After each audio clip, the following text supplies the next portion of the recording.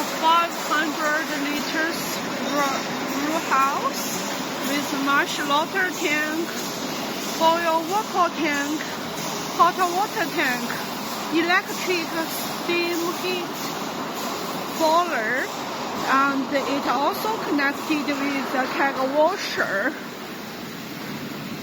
We offer the pre-installation in our workshop. The pipelines are connected, and then it will under welding and polishing. The rack knife is under installation. The boil water will be passivation. There's a HOPA filter before the PHE to avoid hop blood.